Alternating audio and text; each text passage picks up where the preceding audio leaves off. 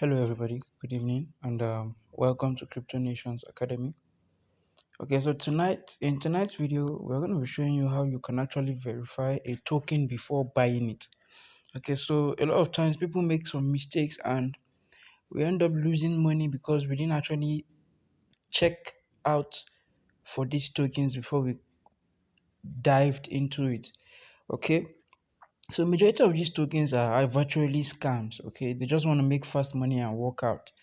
All right. So, but when you are safe, when you know how to actually spot a scam token, then you it's going to save you money.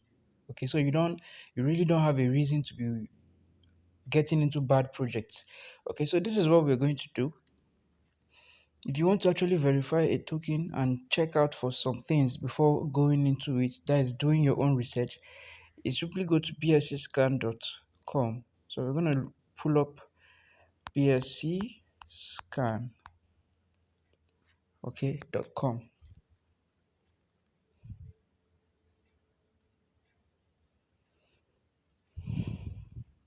Okay, so you get to the landing page. It's going to look like this. Okay. Now, one thing about BSC scan is this: no matter what happens in the blockchain, the slightest transaction is going to reflect here. Okay, so when one transaction happens from one wallet to another, no matter where it happens, it is in the scan. It's in the BSC scan and it can be pulled up and verified. Okay. So let's actually check out a token. Okay, so let me look up Wakanda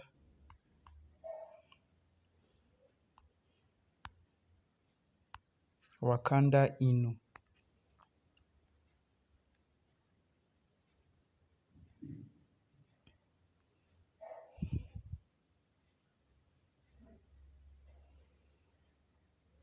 Alright guys, so I'm just using Wakanda Inu for an example, okay? So normally if you don't really know the name of the coin, you can just copy the address and you paste it on the search bar here, and it's going to load the contract for you, and you just have to go through it and you check. So one of the things you need to look out for, okay, is the holders. Okay, so you click on holders, you're going to see something about the holders. Now let me fix this. Let me put it on a PC view, desktop site. Okay.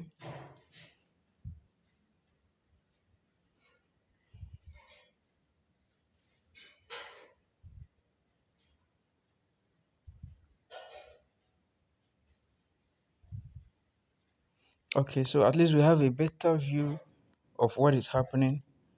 All right. So now we said we're going to look at the holders first. So we just click on holders and we check it out. Now we're going to be looking for two things. You have to check out the first and the second address. Okay, so the first and the second address is holding, one is actually holding uh 36%, the other is holding, what's it called, 21%. Okay, so and the third one that has Pancake Swap version 2 Wakanda 9 is a different one. It's more like the LP address. Okay, it's like the LP address. Okay, so this is what we are going to do. First of all, this is a red flag for me. Like if I want to actually go into a coin, when I see things like this is a red flag for me. The first address, it's supposed to be a dead address. Okay, so it's going to start with like about zeros and zeros, a lot of zeros, and at the end of it you're going to see dead there.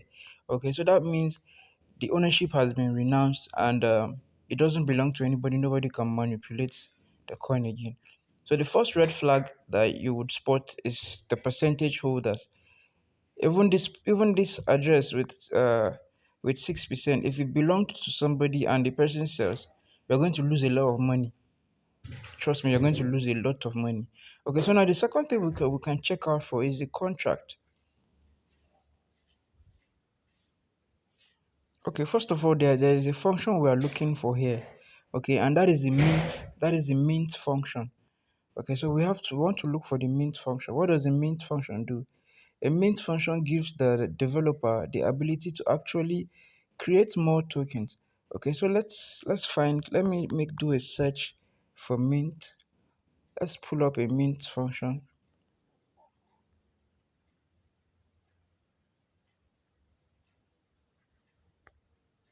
Sorry.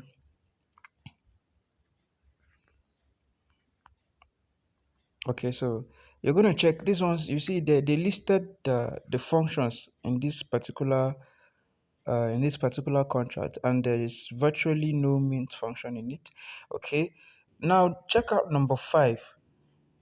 Okay, so this is supposed to be a renounced address. That means the ownership of Wakanda Inu has not been renounced. Okay, so whoever developed this coin can actually manipulate it at any time. So those are the things you should also put into consideration.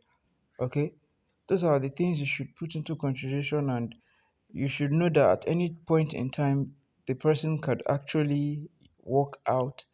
And if you are not fast, or if you're not smart about it, you end up losing money as well. Okay, so now the next thing we are going to we should check out is their social media accounts. Okay, so we want to verify and see, okay, how how many followers they have on on Telegram, on Twitter, on Facebook. So when you come down here, you're going to find their social profiles. Okay, so you just click. Let's go with Telegram. So it's going to redirect you to Telegram. Let's see just once.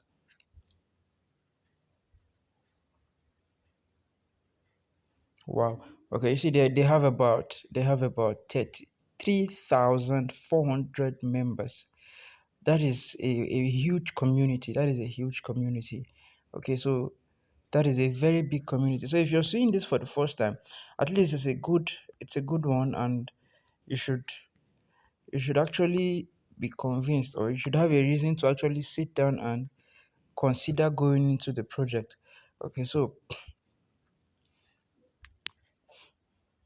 and all right. So after going through the social media accounts, after validating all of that, we can still do a a simple test again. Let's find out what somebody else has to say. So we copy the link. Let's copy the link test. That is the contract address. I want to copy the contract address. Let's take it to token sniffer.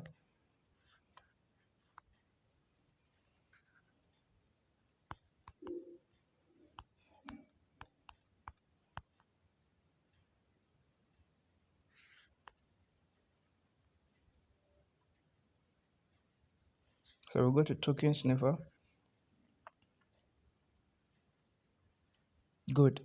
This is going to tell you this particular website was designed to actually spot a scam coin. Okay, so what we'll just do here is to paste the contract here, and it's going to load the contract for you. Okay, so it has we have just pasted the contract here.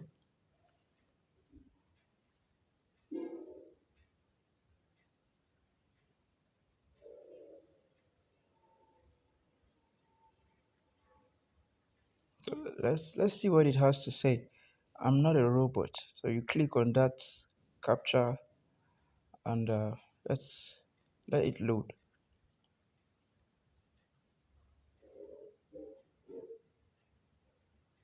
Wow, wow, wow, wow. You see, there are a lot of red flags. Okay, all right, this is it. The first marks here, it says token is sellable. That means it's not a honeypot. Okay, that's good. Buy fees is less than 10%. That's the transaction fees. Okay, now let's look at the contract analysis. Now it says the first one says the contract is from a verified source. There is no peer similar contract. There is no prior similar contract. Okay, so it says this. Now the first red flag here says source does not contain a pausable contract. Wow. It says the source code contains a pausable contract which could potentially allow transfer to be halted. So that means there is a contract in it that can allow transfers to be halted, like to be stopped. Okay. It says source does not contain a mint function. Now, look, let me explain this. It says the source code contains a mint function which could potentially allow new tokens to be created and dumped. This is what we are looking for. This is what we are looking for in BSC scan, but we couldn't find it there. Okay, so now it's being displayed at in the token sniffer. Okay, so now it says ownership renounced or source does not contain an owner contract. Now it says the contract contains ownership functionality and ownership is not renounced. So that means the developer still has influence over these coins. Okay, so let's go to holder analysis. It says all holders possesses less than 5% of the token supply. What they are trying to say here is this: a wallet contains substantial amount of the token, which could have a large impact on the token price if sold. This is what I was trying to tell you guys. So you check the holders, you see that the first holder was holding about 36%. So if that person decides to sell, and I believe it belongs to the developer, if the developer decides to sell that thing, that amount there, the 36, even if it's half he sells, it's going to affect the little you are holding.